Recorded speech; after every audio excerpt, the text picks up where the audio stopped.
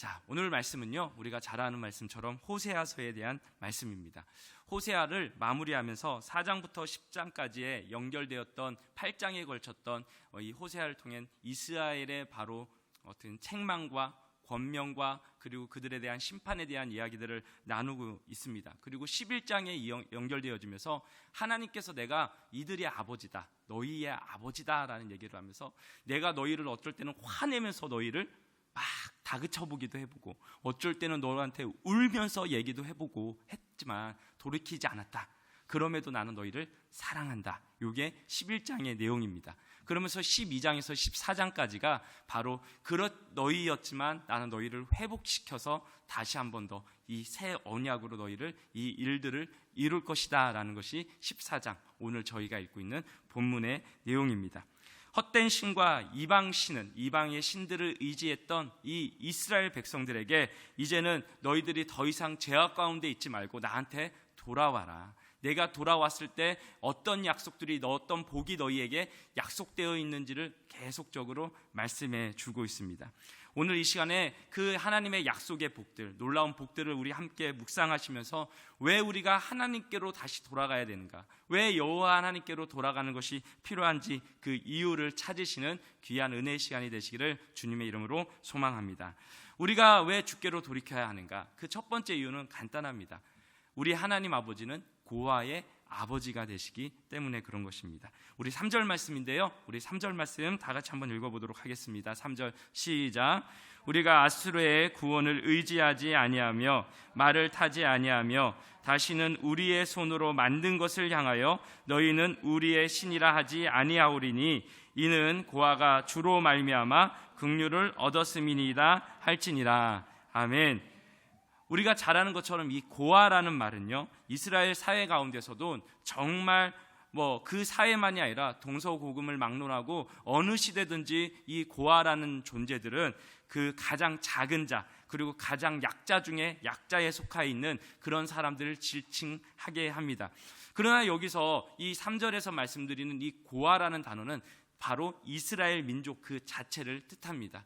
하나님을 잃어버리고, 아니 아버지를 잃어버리고 언제든지 강자들 앞에서 보호자를 잃어서 잃고 그리고 불안과 결핍 속에서 살아갈 수밖에 없는 그 상태. 그래서 강한 자나 힘센 자들이 쳐들어와서 마음껏 그들을 약탈해가도 어떻게 대처할 수 없이 속수무책으로 당할 수밖에 없는 존재들. 그래서 언제나 짓밟힐 수밖에 없는 존재들이 바로 고아들인데, 그와 같은 상태가 이스라엘의 민족, 그 모습이 그와 같다라고 성경은 말씀하고 있습니다. 그런 형편과 처지에 있던 이스라엘을 주께서 약속하시기를 뭐라는 거예요? 내가 이제는 너희의 무엇이 되어주겠다? 아버지가 되어주겠다라는 거예요. 그런데 오늘 읽은 본문에는 사실 하나님께서 내가 너희의 아버지가 될 거다라는 말씀을 하지 않습니다. 고아에게 긍휼을 베풀 것이다 라는 얘기를 해요. 사실 고아에게 있어서 가장 큰 긍휼은 무엇입니까? 아버지가 존재하는 거예요. 진정한 참된 부모가 나타나서 그를 친자식처럼 키워주는 것이야말로 가장 큰 긍휼이 아니겠습니까? 그런데 호세아서 11장 1절에서 3절 말씀에 보면 이런 하나님의 모습, 아버지 된 모습을 기록하고 있습니다. 우리 호세아서 11장 1절에서 3절 말씀 다 같이 한번 읽어보도록 하겠습니다. 시작. 이스라엘이 어렸을 때에 내가 사랑하여 내 아들을 애굽에서 불러냈거늘. 선지자들이 그들을 부를수록 그들은 점점 멀리하고 바알들에게 제사하며 아로새긴 우상 앞에서 분향하였느니라. 그러나 내가 에브라임에게 걸음을 가르치고 내 팔로 안았음에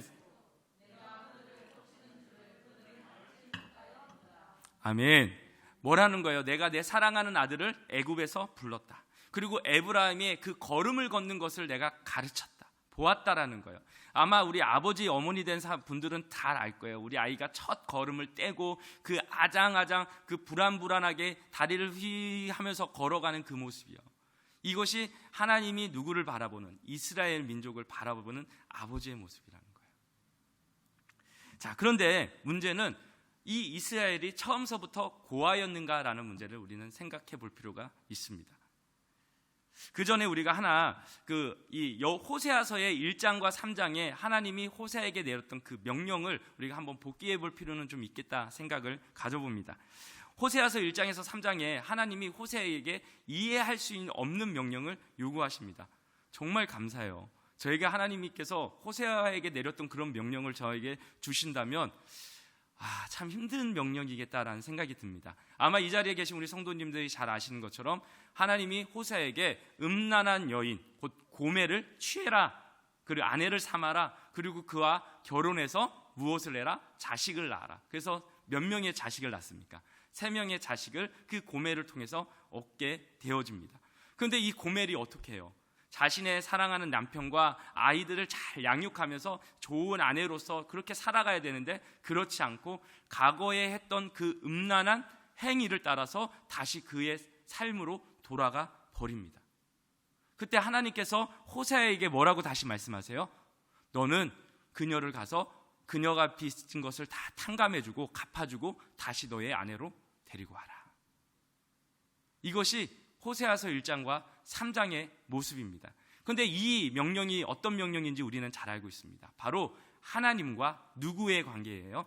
이스라엘의 관계였습니다. 하나님이 사랑했음에도 불구하고도 언제든지 이 이스라엘은 하나님을 떠나서 음란한 여인처럼 살아왔고, 그럼에도 불구하고도 다시 사랑해 주시는 우리 하나님의 모습인 것이죠. 그러한 모습은 창세기에서 우리가 첫 발견을 할 수 있습니다. 인간은 하나님의 형상을 따라 지음을 받았습니다. 하지만 그런 인간은 교만한 마음과 잘못된 마음을 가지고 창조주 하나님을 배신하였습니다. 그런 하나님은 어떠합니까? 그런 인간을 그럼에도 불구하고 사랑해 주셨습니다. 그리고 친히 찾아오셔서 왕이 되어주시고 그의 남편이 되어주시고 아버지가 되어주셨습니다.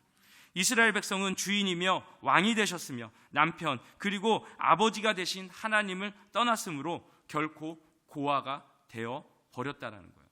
그런데 이 고아는 원치 않은 고아가 아니라 자신들이 스스로 선택한 고아였다는 사실입니다. 마치 이거와 같은 것 같아요. 자기 눈에 옆집 아저씨가 좋은 차를 끌고 다녀요. 그리고 좋은 집에서 살아요. 그랬더니 이 아이가 와서 그러는 거예요. 자기 친아빠한테. 아빠, 옆집 아저씨 차 진짜 좋아. 옆집 되게 좋아. 그러니까 나 오늘부터 아빠 안 하고 저 옆집 아저씨가 내 진짜 아빠야.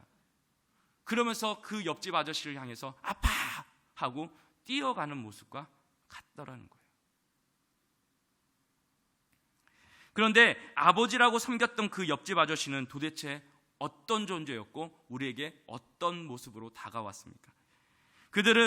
이스라엘 백성들은 그들이 의지하던 나라들의 신, 곧 애굽이나 아수르를 의지하면 그 애굽과 아수르의 신들이 자신들을 보호해 줄 거고 지켜줄 것처럼 생각했을는지도 모르겠습니다. 그리고 그들은 이방의 수많은 다른 나라부터 자신들을 보호해 주고 어떤 유익한 삶으로 우리를 이끌어 갈 것이다라고 그들은 착각했을는지도 모르겠습니다. 하지만 무엇이라는 거예요? 그들이 의지했던 그 모든 대상들은 어떤 존재들이다? 하박국 선지자는요, 하박국 2장 18절에서 이렇게 말씀을 합니다. 함께 읽도록 하겠습니다. 시작. 새긴 우상은 그 새겨 만든 자에게 무엇이 유익하겠느냐? 부어 만든 우상은 거짓 스승이라. 만든 자가 이 말하지 못하는 우상을 의지하니 무엇이 유익하겠느냐? 아멘. 이로 새기고 뭐를 만든 그 모든 것들은 너희에게 유익함을 전혀 줄 수 없는 존재들이라고 성경은 말씀하고 있습니다. 사랑하는 성도 여러분, 이스라엘이 따르고자 했던 그 신들은 무엇이라는 거예요? 거짓에 불과하다는 것입니다. 겉으로는 화려한지도 모르겠습니다. 겉으로는 뭔가 찬란하고 우리의 삶을 풍성하고 풍족한 삶으로 뭔가를 채워줄 것처럼 그들에게 다가왔을는지도 모르겠습니다. 하지만 성경은 단호하게 말합니다. 그것들은 거짓이다. 그런데 우리 또한 그렇게 살아가는 것 같아요. 자존심이라는 우상이, 혹은 직분이라는 우상이, 혹은 자녀라는 우상이, 돈이나 명예나 권력이라는 우상이 우리를 영원히 행복하고 즐거운 삶으로 이끌어 갈 수 있을 것이다라고 착각하면서 우리는 속고 있는지도 모르겠습니다. 사랑하는 성도 여러분, 하나님만이 우리의 유일한 보호자이심을 믿으십니까? 그리고 그분만이 우리의 방패시고 피난처 되신다는 사실을 믿으시기를 바랍니다. 가난하고 전염병과 많은 이들이 고통에 시달리던 1912년 아시아의 작은 나라에 푸른 눈의 한 간호사가 찾아왔습니다. 이 사람은요 독일에서 태어났고 그녀는 미국으로 건너가서 간호학을 전공하고 공부를 다 이수한 후에 자신에게 약속된 풍성한 풍족한 삶을 포기하고 바로 32살의 처녀의 몸으로 우리 조선 땅에 찾아왔습니다. 조선에 도착한 그녀는요 조랑말을 타고 전국을 순회하며 한센병 환자들에게 하나님의 복음을 가르치고 그리고 돌보기 시작하였으며 자신의 이름을 갖지 못하고 큰 년, 작은 년, 지리산댁이라는 이름으로 살아가는 수많은 그런 여인들에게 이름을 지어주면서 그들을 돌보기 시작했습니다. 그리고 그렇게 순회할 때마다 온몸에 달라붙은 이를 떼기 위해서 이를 잡느라고 밤을 지새우는 것이 그녀의 일상의 삶이었습니다. 당시 조선은 보건 의료시설들이 풍족하지 못했습니다. 열악했습니다. 이러한 현실 앞에서 그녀는 우리가 잘 아는 광주 제중병원을 중심으로 아픈 사람들을 돌보고 교육하기 시작했습니다. 그러는 중 정말 어려운 여인, 꼬마 여자아이들 13명을 입양하였습니다. 그리고 남자아이, 한센병에 걸린 남자 1명을 아이를 입양하여서 자신이 기르기 시작했습니다. 한센이를 돈 벌고 고아들을 자식 삼아 살던 그녀는 정작 자신의 끼니를 제때 챙겨 먹지 못할 정도로 늘 궁핍하게 살 수밖에 없었습니다. 그래서 미국에서 혹은 독일에서 오는 자신을 위한 선교 후원금들을 다 자신이 아닌 그 조선의 수많은 굶어 죽는 이들, 어렵게 사는 이들에게 베풀고 살았습니다. 생활비마저 쪼개 썼던 그녀는 22년의 세월을 그렇게 보냈습니다. 그리고 그녀는 항상 이렇게 말했습니다. 내일 나 먹기 위해 오늘 굶는 사람을 그대로 못 본 척 할 수 없으며 옷장에서 옷을 넣어놓고서는 당장 추위에 떨어 있는 사람을 모른 척 할 수 없었습니다. 평생 누렇게 바랜 옥양목 저고리 하나와 검정 고무신과 그리고 보리밥에 된장국을 끓여서 먹던 그런 독일인 선교사였습니다. 하지만 그것 또한 사치로 생각했던 그녀는 먹을 것을 줄이고요, 모으고 모아서 가난하고 아픈 사람들을 위해서 계속 자신에게 있는 물질들을 나누기 시작했습니다. 결국 그녀는 영양실조로 54살이라는 나이에 목숨을 거두었습니다. 그리고 자신의 장기마저도 의학 연구로 기증하였습니다. 그녀가 남긴 것은 거린에게 나눠주고 남은 동전 7전, 강냉이 가루 2옥, 그리고 한쪽짜리 이불이 아닌 반쪽짜리 이불, 담요가 전부였었습니다.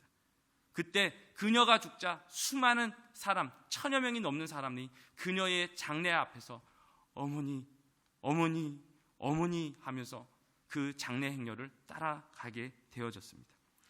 그리고 이렇게 살아간 그녀의 이름이 우리가 잘 알고 있는 엘리자베스 쉐핑, 곧 서석평 선교사님의 삶이었습니다.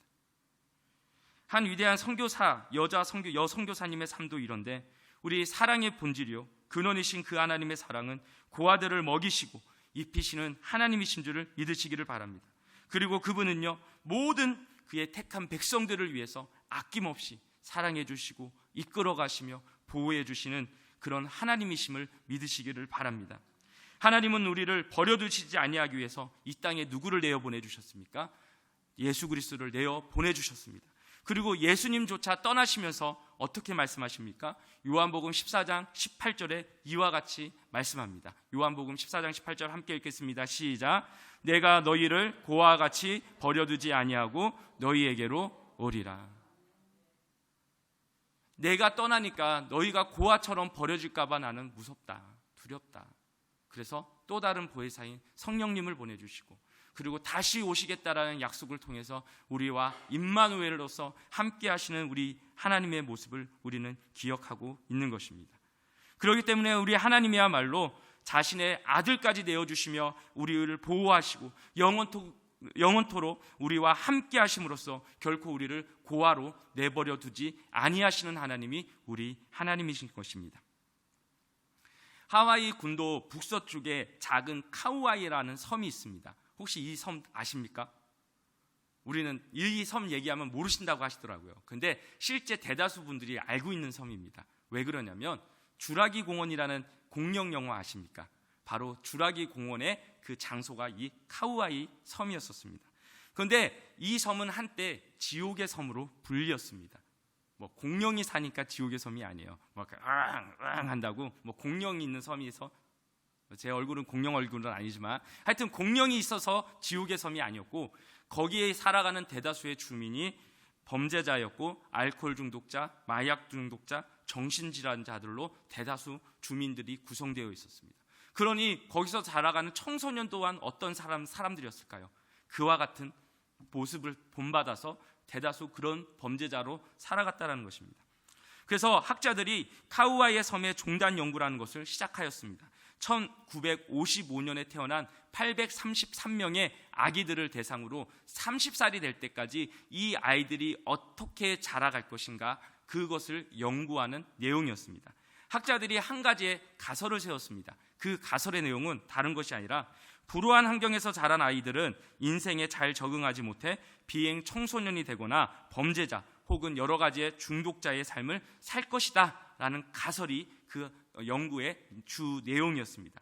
그 중에 심리학자 에미 워너 교수라는 사람이 이 833명 중에서 최하층, 가장 어렵게 살아가고 있는 201명의 아이를 선정해서 그들의 성장 과정을 집중적으로 분석하기 시작하였습니다.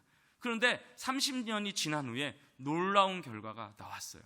그것은 무엇이냐면 201명 중에 약 30%에 해당되는 약 70명의 학생들이, 청년들이 어떤 삶을 살았냐면 일반적인 행복한 가정에서 자라가는 학생들보다 더욱 뛰어난 성적을 거두거나 대학교 장학생으로 입학하는 등 더 모범적인 성장을 이루었다는 사실이었습니다. 그래서 이 웨미 워너 교수가 어떤 이런 결과가 나올 수 있었을까를 이제 설문하고 그들과 함께 얘기를 나누면서 원인을 찾아내기 시작했습니다.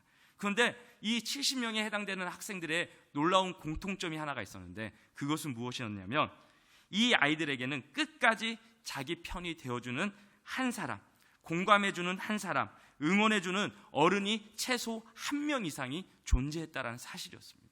그것이 부모든지 조부모든지 삼촌이든지 이모든지 옆집 아저씨든지 누구든지 그 아이를 위해서 응원해주고, 괜찮아, 조금 실패해도 괜찮아, 너는 할 수 있어, 너는 멋진 사람이 될 거야, 그렇게 응원해주고 믿어주고 했던 사람이 그 아이로 하여금 그런 어려운 환경을 뛰어넘어서 비관하지 않고 밝게 자라갈 수 있는 비결이라는 공통점이 있었습니다. 사랑하는 성도 여러분, 이 시간에 우리가 누구의 보호를 받고 살아가고 있습니까?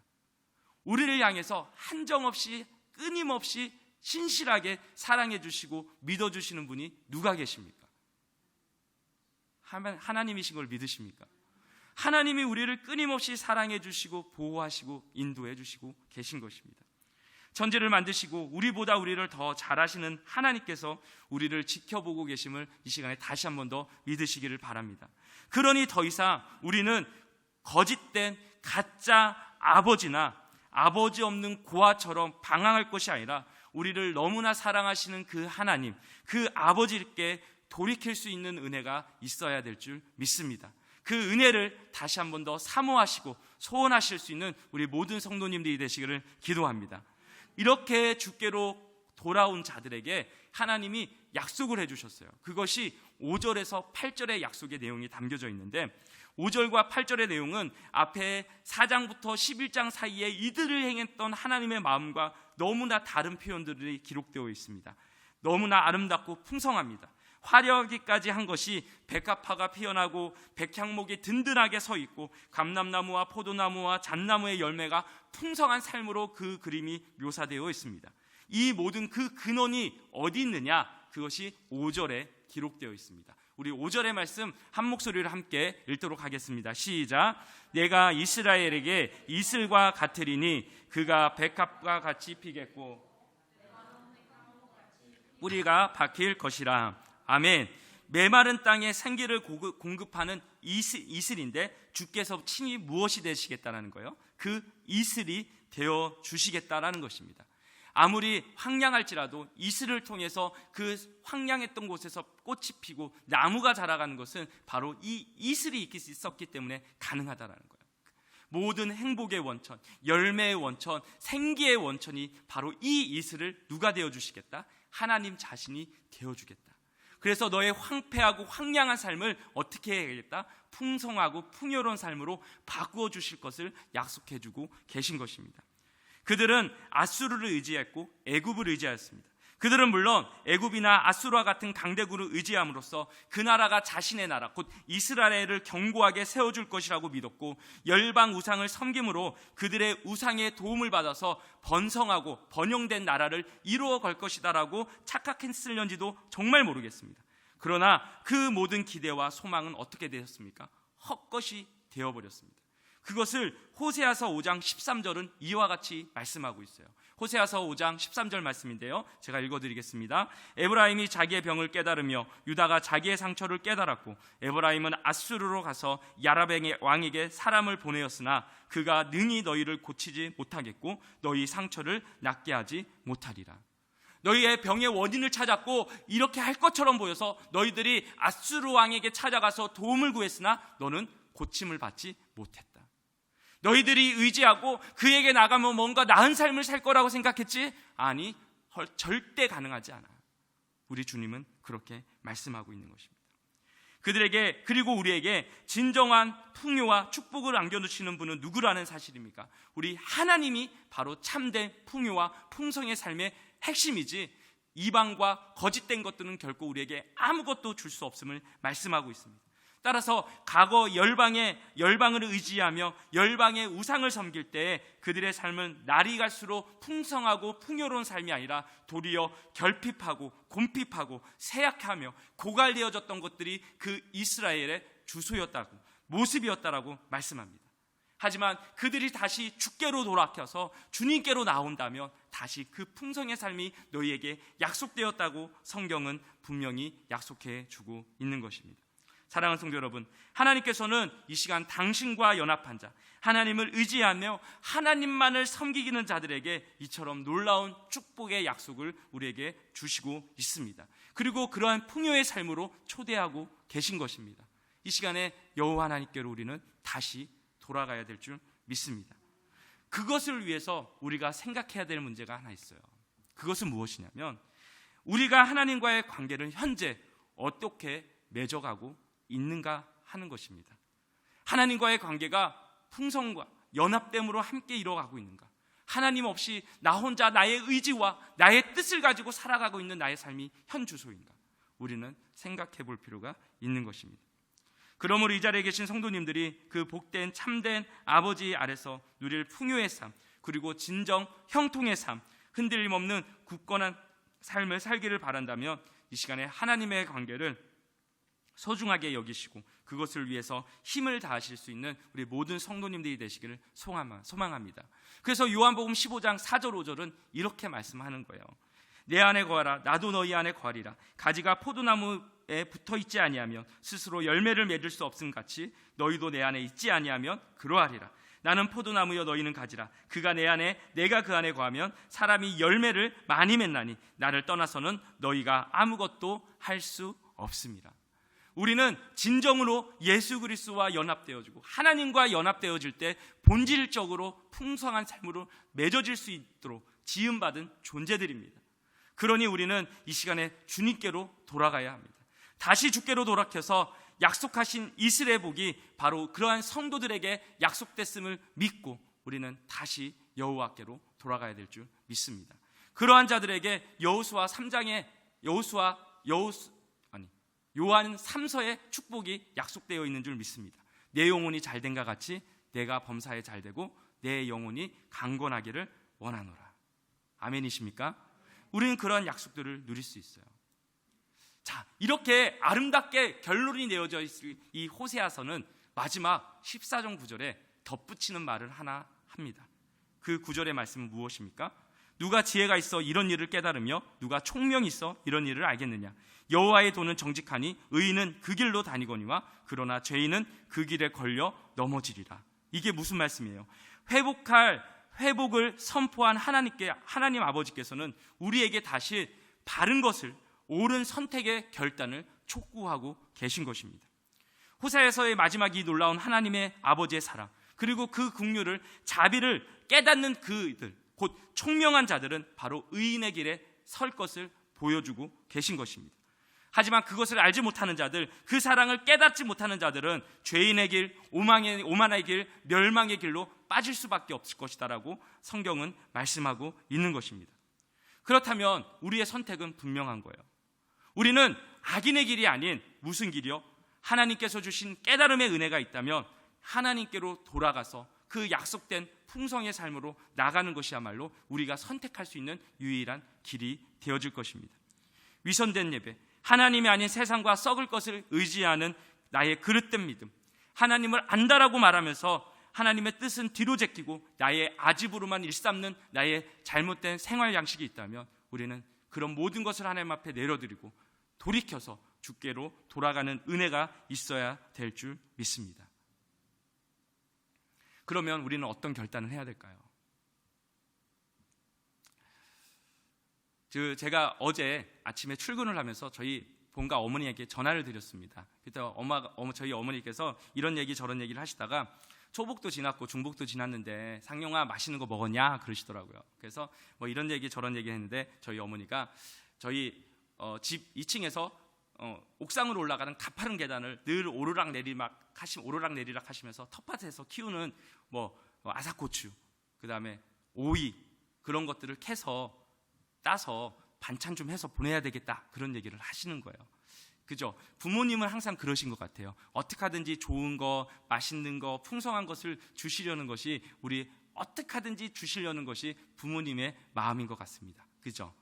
그런데 그렇게 통화를 하다가 계속 통화를 했는데 저희 어머니가 야 상용아 한번 내가 부산에 내려가야 되겠다 그러시는 거예요. 그래서 왜요 어머니 했더니 육수용 멸치가 다 떨어졌다는 거예요. 그래서 육수용 멸치 한 10박스를 사야 되고 다시마, 미역 등을 사야지 2년 정도 재워놓고 우리가 쓸 수 있을 것 같다. 그래서 한번 부산을 내려가야 될 것 같아 라고 말씀을 하시는 거예요. 그런데 그 말씀을 딱 듣는 순간 우리 어머니께서 설마 그걸 나한테 사달라는 뜻인가? 라는 생각이 들었어요. 왜 그러냐면 제가 2년 전에도 기장 미역을 사서 한 10몇만 원어치 사서 보내드렸거든요. 그래서 그때 생각이 딱 들면서 계산이 팍 돌더라고요. 멸치 10박스면 한 15만 원, 17만 원. 그 다음에 다시마 얼마? 미역은 한 10몇만 원. 얼추 한 35만 원, 40만 원 이 정도 넘겠다. 하여튼 그런 생각이 막 돌더라고요.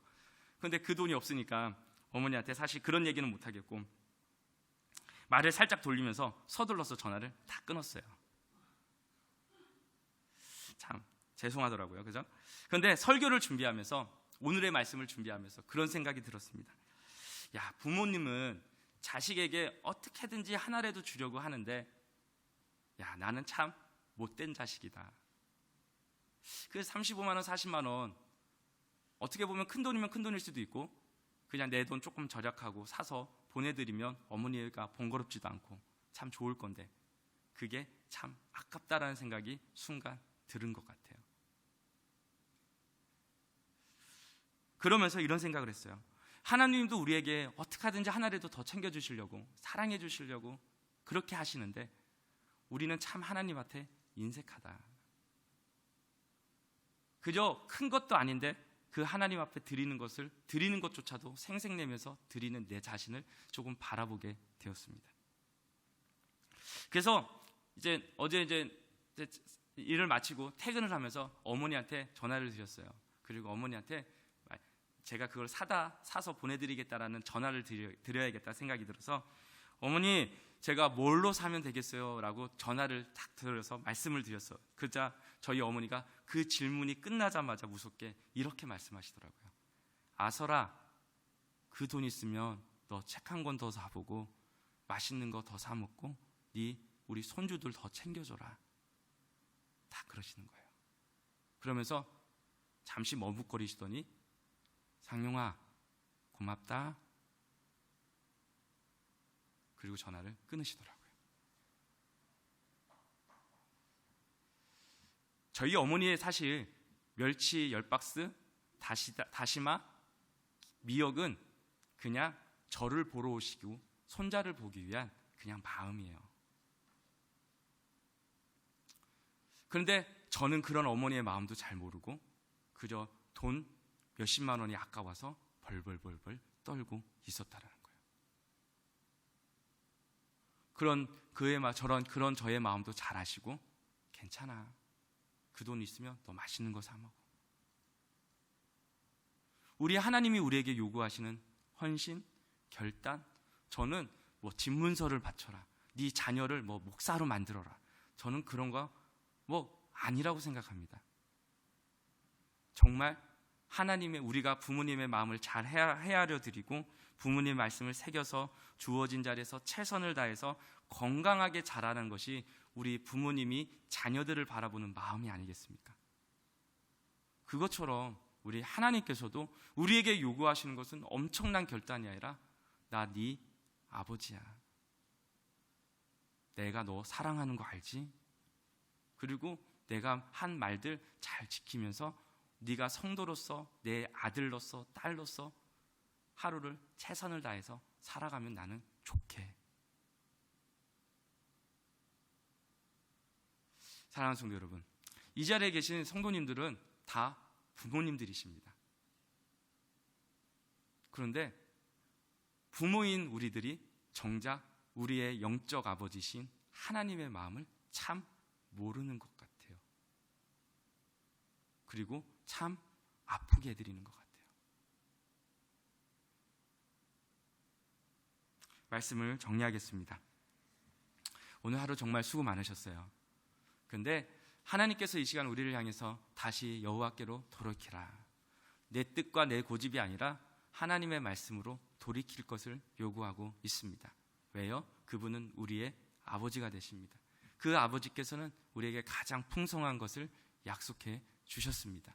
그런 우리를 향하여 엄청난 것을 결단할 것을 요구하지 않으세요. 그저 당신이 나의 아버지이십니다. 그리고 저 당신의 말씀을 따라 오늘 최선을 다했습니다. 그리고 남은 한 주도 최선을 다할 것입니다. 그것이 오늘 이 호세아서를 통해서 주님께서 우리에게 주시는 하나님의 마음이요, 우리의 아버지의 마음인 줄 믿습니다. 이 마음을 우리가 다시 한 번 더 새기면서 우리 잠시 기도했으면 좋겠어요.